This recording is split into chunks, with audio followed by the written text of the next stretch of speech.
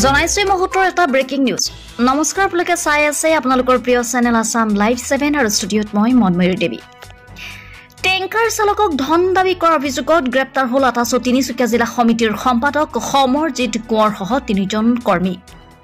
Assam live 7 দৰ্শকক আমি পুনৰবাৰ জনাইছো এক বিগ ব্ৰেকিং নিউজ। টেংকাৰ চালকক ধন দাবী কৰাৰ অভিযোগত গ্ৰেপ্তাৰ হ'ল আটাচু তিনিচুকীয়া জিলা সমিতিৰ সম্পাদক সমৰজিৎ কোঁৱৰ সহ 3জনকৈ কৰ্মী। ডিগবৈ গোলাইস্থিত অইল টাৰ্মিনেলত তেল কঢ়িয়াই নিয়া টেংকাৰ চালকৰ পৰা ধন দাবীৰ অভিযোগ। ধন দাবী কৰি থকাৰ সময়তে 4জনক আটক কৰে আৰক্ষীয়ে। অভিযোগ অনুসৰি 50,000 টকা দাবী কৰিছিল টেংকাৰ চালকৰ পৰা। সমৰজিৎ কোঁৱৰৰ লগতে গ্ৰেপ্তাৰ ৰন্তু গগৈ, জগত সেনচু আৰু দীপক দাস। কিন্তু ধন দাবী কৰা এই অভিযোগ নস্যাৎ কৰিছে আটাচুৰ নেতাকেইজনে। আটকাধীন আটাচু ছাত্ৰ কৰ্মীৰ বিৰুদ্ধে ডিগবৈ আৰক্ষী থানাত ভাৰতীয় ন্যায্য সংহিতাৰ আইনৰ অধীনত 308/140(2)(3)(5) ধাৰাত 100/24 নম্বৰৰ এক গোচৰ ৰুজু কৰিছে। আমি আছাম লাইভ 7 দৰ্শকক দেখুৱাইছো দুই পক্ষৰ বক্তব্য। ডিগবৈৰ পৰা হাছান আখতাৰ ফৰিদৰ ৰিপৰ্ট, আছাম লাইভ 7। সিহঁতি পইচা ডিমাণ্ড কৰি আছিলে 50,000 টকা। কাৰপৰা ডিমাণ্ড কৰিছিলে? এই আমাৰ ভাই এটা আছে অৰবিন্দ কুমাৰ ৰায়, তাক গাড়ী লাল গাড়ীত বহাই দিছিলে। তাৰপিছত কৈছে কি 50,000 টকা। কি কাৰণে ডিমাণ্ড কৰিছিলে? এই বুলি কৈছে কি তাৰ গাড়ীত তেল চুৰ হয় মানে। কি বুলি চিনাকি দিছে নিজক? কি বুলি চিনাকি যোনে ডিমাণ্ড কৰিছে কি বুলি চিনাকি দিছে নিজক? চিনাকি দিয়া নাই, তাৰ গাড়ী মানে পুৰা ভিডিঅ' কৰি লৈছে। ভিডিঅ'ত কৰিছে, একো গাড়ীত একো নাই। এই তাক গাড়ীটো বহাই গাড়ীটো তাৰ মোবাইলটো লৈ গাড়ীৰ ওপৰত ৰাখি দিলে। তাৰপিছত কৈছে কি 50,000 টকা লাগে। তাৰপিছতে এইটো ভিডিঅ'টো ডিলিট কৰিম, নহ'লে ভাইৰেল কৰি তোক জেলত পঠাম। তেল চুৰ সঁচাই হৈছে? একো হোৱা নাই, গাড়ীটো তাত আছে, আপুনি গৈ মেলি চাব। কেইজনে ডিমাণ্ড কৰিছিলে? সেই 4জন আছিলে যে ছাৰে গৈ চবক ধৰি আনিছে। আজি আচলতে তেল চুৰ কৰি থকা অৱস্থাত পোৱা নাই নে তাত? না তেল চেলটো একো নাই, গাড়ী চাড়ী চব লোক আছে। না নহয়। আৰু কেইদিনমানৰ আগত যে এটা ভিডিঅ' ভাইৰেল হৈছিলে সেইটো টাৰ্মিনেল নহয় নেকি? নহয়, আমাৰ টাৰ্মিনেলত এইবোৰ এনেকুৱা একো চিষ্টেম নাই। আমাৰ টাৰ্মিনেলত আপুনি কিমান দিনৰ পৰা তাৰ গাড়ী চলাই আছে? তাত 5 বছৰ হ'ল। যোৱা কেইদিনমানৰ আগত যে যোনটো ভিডিঅ' ভাইৰেল হৈছে তাত টাৰ্মিনেলৰ বুলি তাততো সম্পূৰ্ণ ভিডিঅ'টোত ভাইৰেল হৈছে। তাত তেওঁলোকে উল্লেখ কৰিছে আমাৰতো টাৰ্মিনেল কি নাম? আপোনাৰ নামটো কি? আপোনাৰ নামটো কি? সাগৰ প্ৰসাদ। আপোনাৰ মালিক কি নাম? আমাৰ বিজি ৰাও, দুলীয়াজানত থাকে।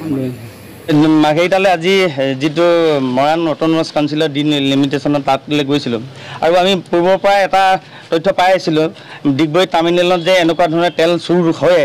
তো আমি আচলতে গোটেই তথ্যটো চৰণ ভিজিট কৰিবৰ কাৰণে গৈছিলোঁ। আৰু তেতিয়া আমি সেই মুহূৰ্ততে এটা দেখিলোঁ ল'ৰা এটাই, আমাৰ গাড়ীখন দেখাৰ লগে লগে ল'ৰা এটাই দৌৰ মাৰি গৈছে। দৌৰ মাৰি যোৱাৰ লগতে আমি ৰখিলোঁ, ইয়াত কি বস্তু এনেকুৱা কথা। আমাক দেখাৰ লগে যে দৌৰ মাৰি গৈছে। তো তেতিয়া লগে লগে আমি গাড়ীখন ৰখাই পেলাই চালোঁ, তেতিয়া গাড়ীৰ পৰা তেল অলৰেডি পৰি আছে। তাৰপিছতে আমি তাত মানুহ নাই পোৱা। তাৰপিছতে তাতে মানুহ এজন লগ পালোঁ, কি সোণোৱাল উপাধি মানুহ এজন লগ পালোঁ। আৰু সেইজনে তথ্যতে গম পালোঁ সেইটো পেট্ৰল হয়, ডিজেল হয়। তাৰপিছতে গাড়ীখন আমি চালোঁ, গাড়ীখনতো তেল আৰু হেৰি আছে। ইতিমধ্যে আমি ভিডিঅ' ফুটেজ আছে, ভিডিঅ' ফুটেজবিলাক আমি গোটেইবিলাক আমি আমাৰ সতীৰ্থসকললৈ আমি প্ৰেৰণ কৰিছোঁ। আৰু আপোনালোকে সেই ভিডিঅ'বিলাক ল'ব। আৰু আচলতে আমি যিটো জনহিতাৰ্থে আমি যিটো সন্মান কৰোঁ, আচলতে আমাৰ ক্ষেত্ৰত আজি এইডাল চোৰৰ হাতত লাগিব লাগিছিল, কিন্তু এতিয়া ডিগবৈ পুলিচ প্ৰশাসনে কিন্তু আমাৰ হাতত এই হাতকাৰি লগোৱাইছে। আজি অতিকৈ দুখৰ কথা, আচলতে এনেকুৱা এটা হ'ব বুলি আমি কেতিয়াও নাভাবোঁ। আৰু জনসাধাৰণৰ কাৰণে কাম কৰিবলৈ যাওঁতে যদি এনেকুৱা ধৰণে যে হাকা পঠা দিয়ে, ৰাইজৰ কাৰণে যদি কৰিবলৈ যাতে নহয়, এইটো যে টোটেলি মিছা কথা কৈছে। এইখিনি তথ্য সহকাৰে আমাৰ লগত টোটেল চব ভিডিঅ' কৈ থৈ দিয়া আছে।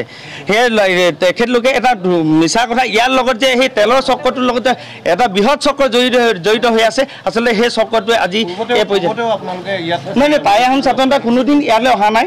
আৰু টাই আহোম ছাত্ৰ নেতা আজি প্ৰথমবাৰ আমি আচলতে চাই যাব পাৰিছিলোঁ সঁচানে মিছা কথাটো। আৰু পোৱাৰ লগে লগে তাৰপিছতে পুলিচ প্ৰশাসনে ওচৰলৈ আমি যাওঁগৈ বুলি কৈছে, সিহঁতে ৰখাই থৈছে আমাক। যিহেতু আমাৰ পুলিচৰ লগত ইয়াৰ থানাৰ লোকেল থানাৰ নাম্বাৰটো নাছিলে, অনলাইনতো আচলতে ক'ৰবাত লাগিলে নাম্বাৰ মাৰিছিলোঁ আমি। তো তেনেকুৱা এটা কথা। আমাৰ 4জন আছে, 4জনৰ এই কথাখিনি আপোনালোকে নিৰপেক্ষ আৰু সততা